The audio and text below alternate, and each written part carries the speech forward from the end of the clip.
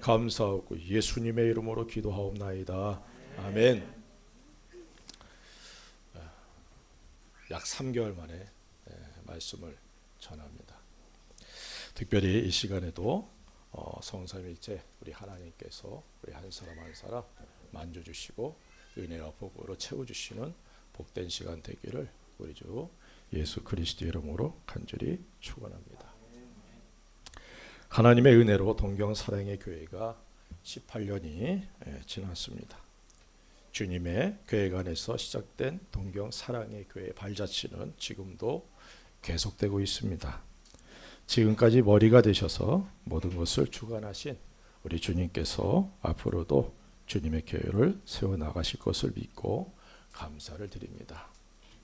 물론 주님의 교회가 세워지는 일에 우리 한 사람 한 사람들이 사용되는 것은 당연한 일이죠. 이 일에 쓰임받는 것이 또한 영광스러운 일임을 다시 한번 마음에 깊이 깨닫고 새길 수 있는 귀한 시간 되기를 바랍니다. 오늘 말씀을 통해서 교회의 정의 그리고 교회에 주어진 은혜, 우리들이 이 땅에서 가져야 될 그런 자세, 행해야 할 일들, 우리들을 향한 하나님의 목적이, 우리 주님의 목적이 무엇인지에 대해서 간단하게 말씀을 전하기를 원합니다. 이미 많이 들어서 알고 있는 내용이기 때문에 다시 한번 점검한다라고 생각하는 게 좋을 것 같습니다. 이 시간 특별히 성령 하나님께서 우리 가운데 계셔서 우리의 귀를 여시고 말씀을 들을 수 있는 그런 귀한 은혜, 또 깨달을 수 있는 마음, 믿음이 더욱더 성장하는 귀한 시간 되기를 간절히 소원합니다. 고린도전서 1장 2절에 이렇게 말씀합니다. 고린도에 있는 하나님의 교회 곧 그리스도 예수 안에서 거룩하여지고 성도라 부르심을 받은 자들과 또 각처에서 우리의 주 곧 그들과 우리의 주 되신 예수 그리스도의 이름을 부르는 모든 자들에게라고 말씀하고 있습니다. 일반적으로 교회는 이렇게 정의를 하죠. 세상 가운데서 하나님께 부르심을 받은 자들의 모임, 이렇게 정의합니다. 그런데 이 정의를 고린도전서 1장 2절에서는 구체적으로 설명하고 있다는 사실입니다. 첫째로 교회는 거룩하게 된 사람들의 모임이다, 이렇게 말씀하고 있어요. 물론 예수님 안에서 거룩하게 된 사람들의 모임을 의미합니다. 일반적인 모임이 아니에요. 사교적인 모임도 아닙니다. 거룩하게 된 사람들의 모인 곳을 우리는 교회라 이렇게 말하고 있습니다. 거룩이란 이 표현 자체가 오직 하나님께만 적용되는 그런 단어죠. 거룩은 죄가 없고 또 죄의 영향을 받지 않는, 죄 유혹도 받을 수 없는 그런 존재, 그런 상태를 거룩이라 이렇게 얘기를 합니다. 죄가 없으시며 죄의 영향을 받지 않으시는 그 하나님만이 거룩한 분이다, 이렇게 우리가 말씀을 드릴 수 있죠. 그런데 하나님께서 예수님 안에서 우리를 거룩하게 해주셨다라고 말씀하고 있습니다. 우리를 죄에서 건져주시고 거룩하게 해주신 하나님의 은혜에 대해서 우리가 늘 감사하고 찬양을 드려야 될 줄로 믿습니다. 두 번째는 부르심을 받았는데 성도로 부르심을 받았다, 이렇게 말씀하고 있어요. 이 성도란 거룩한 사람이다, 이렇게 말하죠. 앞에 거룩과 연결되는 것이지만 왜 하나님께서 예수 그리스도 안에서 나를 택하시고 부르셨느냐? 성도로 하나님께서 택하시고 부르시길 원하셨기 때문이다 라고 말씀합니다. 성도로 부르심을 받았다. 마치 아브라함을 불러주신 것과 같이 우리들을 아브라함의 자손으로, 믿음의 사람으로 불러주셨다. 그래서 성도가 되게 해주셨다. 캐톨릭에는 성 누구누구, 성 누구누구 이렇게 많이 하죠. 성 베드로, 성 누가, 성 요한. 거룩한 사람 이런 의미입니다. 그리고 다른 사람들은 거룩하지 못한, 거룩하기 위해서는 그들을 닮아가야 돼. 그런데 성경은 그렇게 말씀하지 않습니다. 하나님께서 그리스도 안에서 나를 부르신 목적이 뭐냐? 성도로 삼아주시기 위해서, 그래서 내 힘, 내 능력, 내 의지, 내 어떤 자격이 있어서 거룩하게 된 거고 성도가 된 것이 아니라 하나님께서 예수 그리스도 안에서 우리에게 거저 주신 은혜로 허락된 것임을 잊지 않기를 주의 이름으로 축원드립니다. 세 번째로는 예수님의 이름을 부르는 사람들의 모임을 교회라 이렇게 말하고 있어요. 예수님의 이름을 부른다는 것은 예수님을 주와 그리스도로 인정하고 믿는 믿음을 고백하는 것을 의미합니다. 베드로는 주는 그리스도시요 살아계신 하나님의 아들이십니다 라고 고백하고 있죠. 이 고백과 동일한 내용으로 우리가 예수님의 이름을 부르는 겁니다. 주여, 주는 그리스도십니다. 뿐만 아니라 살아계신 하나님의 아들이십니다. 이 고백이 우리 속에 있음을 믿습니다. 이 고백이 없다면 아직 내가 거룩하고 그리고 성도라 하나님께서 부르기에 합당한 존재가 되지 못했다는 거예요. 좀 표현이 그렇지만 하나님께서 나를 택하셨기에 나는 거룩한 자, 성도가 되었다는 사실을 잊지 말고 이 시간 그 믿음을 갖고 예수님은 나의 주가 되시고 그리스도 나의 메시아가 되십니다 라고 고백할 수 있는 은혜가 있기를 주의 이름으로 축원을 드립니다. 이 내용을 정리하면 예수 그리스도 안에서 죄가 용서받고 거룩한 성도가 되도록 하나님께 부르심을 받고 예수님을 주와 그리스도로 고백한 사람들의 모임이 바로 교회다. 이 동경 사랑의 교회가 이런 교회의 특별한 교회관을 갖고 살아갈 수 있기를 주의 이름으로 축원드립니다. 예수님을 주와 그리스도로. 예수님 때문에 내가 거룩하게 되었지. 내가 성도야. 성도답게 살아가야지 라는 그런 마음의 결단들을 갖게 되기를 주의 이름으로 축원을 드립니다. 교회 주신 은혜가 있습니다. 오늘 우리가 읽은 말씀에 그 전에 보면은 16절에 이렇게 말씀합니다. 음부의 권세가 이기지 못하리라. 18절에 맞나요? 음부의 권세가 이기지 못하리라. 이 음부의 권세가 교회를 이기지 못하리라. 이 말씀, 이 약속은 교회를 통해 승리의 은혜가 주어졌다는 사실을 의미하고 있습니다. 교회는 세상과 싸우고 있는 곳입니다. 마귀의 지배를 받고 있는 세상과의 싸움이 거듭난 성도들의 삶의 모습이기도 하죠. 다시 말하면 교회는 영적 싸움의 현장에서 싸우고 있다는 사실을 잊어서는 안 된다는 겁니다. 그래서 우리들에게 하나님의 전신갑주를 입어야 된다라고 말씀하고 있죠. 하나님의 전신갑주. 이것은 전투를 위해 준비된 그 도구들입니다. 그리스도인들이 이 땅에서 살아가는 동안에 영적 싸움을 싸우고 있다는 사실을 잊어서는 안 된다는 것을 기억하시기 바랍니다. 주님께서는 교회를 음부의 세계가 이기지 못하도록 그렇게 해주신다라고 말씀하고 있어요. 예수님의 이름이 구원과 기도 응답과 승리의 이름이다. 이렇게 말씀을 드렸습니다. 예수님의 이름으로 교회는 승리하게 됨을 믿고 예수님의 이름을 잘 사용하고 선포할 수 있는 귀한 은혜가 있기를 주의 이름으로 축원을 드립니다. 두 번째는 17절에 이렇게 말씀합니다.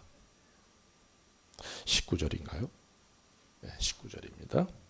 내가 천국 열쇠를 내게 주리니 내가 땅에서 무엇이든지 매면 하늘에서도 매일 것이요 내가 땅에서 무엇이든지 풀면 하늘에서도 풀리리라 하시고, 첫 번째는 음부의 권세를 이기는, 그리고 두 번째는 천국 열쇠를 주셨다라고 말씀합니다.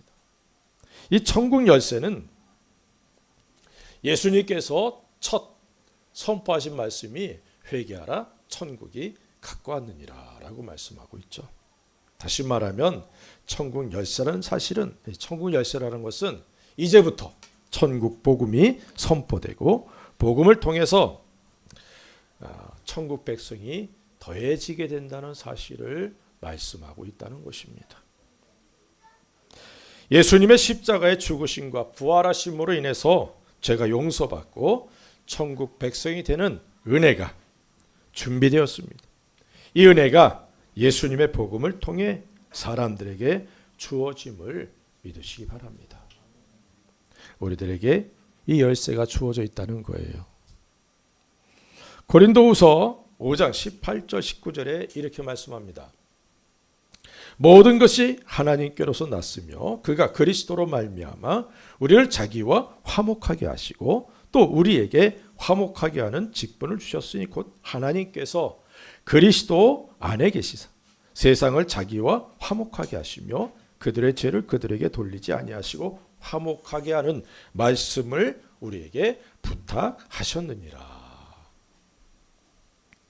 화목하게 하는 직책, 이것은 죄로 인해 하나님과 원수인 사람들을 하나님과 화목하게 하는 사명을 의미합니다. 모든 그리스도인들에게는 하나님 앞에 사명을 받았다는 사실을 잊지 않기를 바랍니다. 사람과 하나님 사이에 화목하게 하는 귀한 사명, 그리고 화목하게 하는 말씀, 이것은 죄인이 하나님과 화목하게 되는 예수님의 복음을 의미해요. 그래서 모든 그리스도인들에게는 하나님과 화목하게 할 수 있는 복음이 주어졌어요. 이 복음을 통해서 우리가 사람들을 하나님과 화목하게 하는 귀한 사명을 감당하게 된다는 사실입니다. 복음을 통해 하나님의 백성, 하나님의 자녀들이 더해지게 하는 이 놀라운 은혜가 천국 열쇠를 통해 우리에게 주어져 있다는 사실을 믿으시기를 주의 이름으로 축원을 드립니다. 또한 천국 열쇠는 풀고 매는 기능이 있죠. 열쇠란 자체가 풀고 매는 그런 기능이 있습니다. 우리들이 이 땅에서 매면 하늘에서도 매이고 땅에서 풀면 하늘에서도 풀린다라고 말씀하고 있어요. 예수님의 이름으로 악한 것들을 결박하고 또한 예수님의 이름으로 우리들을 묶고 있는 모든 것들을 풀어버릴 수 있는 권세가 우리들에게 주어져 있습니다. 예수님의 이름 권세로 질병을 비롯한 모든 문제들과 결박들을 끊어버리는 은혜들이 임하기를 주의 이름으로 축원을 드립니다. 그러면 거듭난 하나님의 자녀인 교회를 이루고 있는 우리 한 사람 한 사람이 가져야 될 자세가 뭐냐? 성경은 여러 가지로 말씀을 하고 있습니다. 교회는 머리신 예수님을 중심으로 각 지체가 연합이 된 그런 몸이 교회입니다. 지체는 우리들이 이 땅에서 가져야 될 자세들, 성경에서 많이 기록하고 있는데 그 내용들 중 몇 가지만 살펴보길 원합니다. 첫째로 지체들 간에 서로 작용을 잘해야 된다라고 성경은 말씀합니다. 서로 작용이란 지체들 상호 간에 반드시 가져야 될 관계를 가리킵니다. 서로 작용이 없다면 어딘가 마비되거나 병든 곳이죠. 그래서 그런 몸은 건강한 삶을 살아갈 수가 없습니다. 그래서 그리스도인들은 교회 안에서 지체들 간에 서로 작용을 잘해야 된다는 거예요. 이 서로 작용에 대해서 몇 가지만 소개하고자 합니다. 서로 사랑하라 라고 말씀하고 있어요. 요한복음 15장 12절 우리 같이 한번 읽어보십시다. 시작.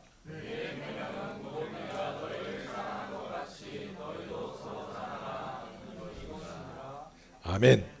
교회는 주님이 교회를 사랑하신 것처럼 서로 사랑해야 된다. 교회라는 것이 서로 사랑을 실천하는 그런 모임이라는 것입니다. 그래서 교회 안에서 어떤 모임을 갖든 서로 사랑이 풍성해야 돼요. 사랑이 흘러가야 된다 이 말입니다. 서로 시기하고 질투서는 안 됩니다. 사랑으로 가득한 그런 교회가 되기를 주의 이름으로 축원을 드립니다. 또한 서로 교제하라 이렇게 말씀하고 있어요. 사도행전 2장 42절 또 같이 읽어보십시다. 시작. 그들이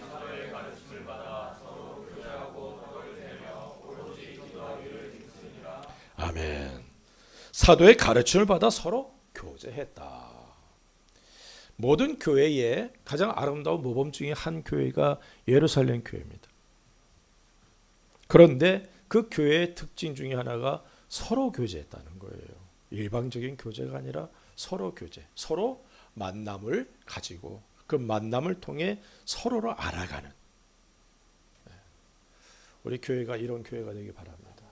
교회 안에서 숨김이 없이 아픔도 자기의 부족한 점도 서로 나눌 수 있고, 그래서 서로 이것을 품고 나아갈 수 있는, 치료되고 회복되는 그런 교회가 되기를 주의 이름으로 축원드립니다. 로마서 12장 16절에 또 이렇게 말씀합니다. 한번 또 같이 읽으십시다. 시작.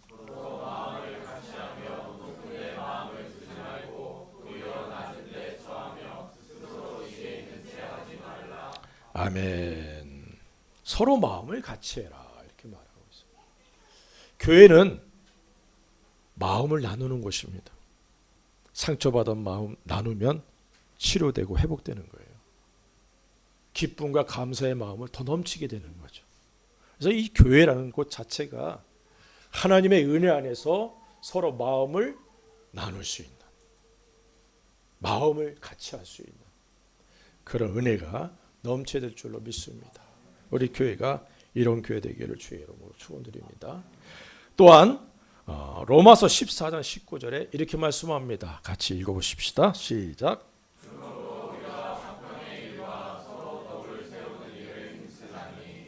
아멘. 우리는 한 몸이에요.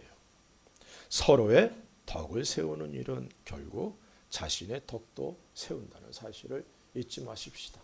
서로 좀 세워주세요. 깎아내리려 하지 말고, 밟으려고 하지 말고, 오히려 약한 사람들을 더 세워줄 수 있는 덕을 세우는 그런 교회. 그것도 서로. 이 서로 작용이 잘 되는 교회가 하나님께서 예수 그리스도 안에서 원하시는 교회의 모습이라는 겁니다. 바로 내가 가져야 될 삶의 모습이기도 한 것이죠. 이 외에도 서로 작용에 대한 말씀은 성경에 무수히 많습니다. 말씀을 읽으면서 우리들에게 원하시는 서로 작용들을 마음에 새기고 행하는 귀한 은혜들이 넘치기를 바랍니다. 둘째는 고난을 함께 된다는 거예요. 골로새서 1장 24절에 나는 이제 너희를 위하여 받는 괴로움을 기뻐하고 그리스도의 남은 고난을 그의 몸된 교회를 위하여 내 육체에 채우노라. 바울은 교회를 위해서 그리스도의 남은 고난을 자기 육체에 채운다라고 고백하고 있습니다. 교회를 세우기 위해서는 고난이 따른다는 사실, 고난이 있다는 사실을 우리가 잊어서는 안 되죠. 예수님께서 십자가를 짊어지시고 우리들을 구원해 주셔서 거룩하게 해주셨고 또 귀한 사명을 주셨습니다. 여기서의 고난은 교회를 위한 고난이고 또한 주님의 고난에 동참하는 것을 의미하기도 합니다. 우리 교회가 주님을 위한 고난에 함께하는 그런 교회로서, 성도로서 우리 한 사람 한 사람 주의 몸된 교회 위에서 고난을 함께할 수 있는 귀한 은혜가 넘치기를 주의 이름으로 축원을 드립니다. 갈라디아서 6장 2절에 이렇게 말씀합니다. 너희가 짐을 서로 지라 그리하여 그리스도의 법을 성취하라. 짐을 서로 지는 것. 짐을 서로 진다는 건 고난을 나누는 겁니다. 아픔을 나누는 거예요. 가난을 나누는 것입니다. 그렇기 때문에 우리가 짐을 서로 짐으로, 약한 지체들의 무거운 짐을 함께 짊어지고, 그래서 그 짐이 가벼워지게 하는 그런 은혜가 있기를 주의 이름으로 축원드립니다. 그래서 우리 그리스도인들이 가져야 될 자세 두 번째가 고난을 함께 든다는 것. 세 번째는 교회를 위해서 희생하는 겁니다. 빌립보서 2장 17절에 이렇게 말씀합니다. 만일 너희 믿음의 제물과 섬김 위에 내가 나를 전제로 드릴지라도 나는 기뻐하고 너희 무리와 함께 기뻐하리니 라고 말씀합니다. 바울은 주님의 교회, 특별히 성도들을 위해서 자신의 생명을 희생하겠다라고 고백합니다. 바울은 그렇게 살았습니다. 교회를 위해서 주님의 남은 고난을 자신의 육체에 채우는 것만이 아니라 성도 한 사람 한 사람을 위해서 자신의 생명을 아낌없이 주겠다. 마치 예수님께서 우리들을 위해 십자가에서 자신의 생명을 희생하셨던 것과 같은 그런 모습입니다. 교회를 위해 생명을 아끼지 않는 모습이 우리에게 있기를 주의 이름으로 축원을 드립니다. 이 일을 좀 더 강하게 표현한다면 거듭난 우리들은 교회를 위해서 자신을 아끼지 않아야 한다는 사실을 의미하고 있습니다. 다시 말하면 교회를 위해 살아가야 된다는 거예요. 그리스도인의 삶의 걸음걸음 그 모든 과정이 주의 몸된 교회를 세우는 것이 되어야 된다. 따라합시다. 교회 성장은 목사가 하는 거지. 왜 안 해요? 뭐 찔려요? 교회 성장은 모든 그리스도인들에게 주신 사명이에요. 우리의 걸음이 주님의 교회를 위한 걸음인지 아니면 나만을 위한 걸음인지 돌아볼 수 있는 시간 되기를 주의 이름으로 축원을 드립니다. 마태복음 16장 18절에 이렇게 말씀합니다. 또 내가 네게 이르노니 너는 베드로라. 내가 이 반석 위에 내 교회를 세우리니. 주님은 자신의 교회를 세우겠다라고 말씀합니다.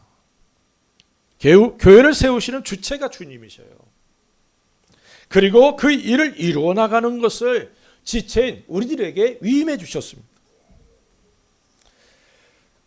다시 말하면 우리들이 서로 작용을 잘하고 고난을 감수하고 자신을 희생하는 그 모든 것의 목적, 주님의 교회를 세우는 거예요. 믿습니까? 나로 인해서 주의 몸된 교회가 세워지는 거예요. 나로 인해서 주의 몸된 교회가 건강하게 성장하는 거예요. 이것이 우리를 향한 주님의 목적이라는 사실을 잊지 않기를 바랍니다. 에베소서 4장 16절에 이렇게 말씀합니다. 그에게서 온몸이 각 마디를 통하여 도움을 받음으로 연결되고 결합되어 각 지체의 분량대로 역사하여 그 몸을 자라게 하며 사랑 안에서 스스로 세우느니라. 주의 몸된 교회가 자라가는데 내가 쓰임 받아야 돼요. 우리 모두가. 믿습니까? 그럴 때 교회는 성장할 수밖에 없는 거예요. 주님의 뜻을 이루고 주의 목적을 이루어 나가는데 주님께서 기뻐 받으실 줄 믿습니다. 온몸이 각 마디를 통하여 도움을 받고 연결되고 결합되어 각자에게 주어진 능력을 따라서 일하는 목적, 그것은 바로 주님의 교회를 세우는 거예요. 권영열 목사의 교회가 아니에요. 박천의 목사의 교회가 아니에요. 주님의 교회예요. 이 땅에서 동경 사랑의 교회라는 이름을 갖고 있지만 실상은 주님의 교회의 한 부분인 겁니다. 믿습니까? 그 교회를 세우는데 우리가 쓰임 받아야 된다는 것이죠.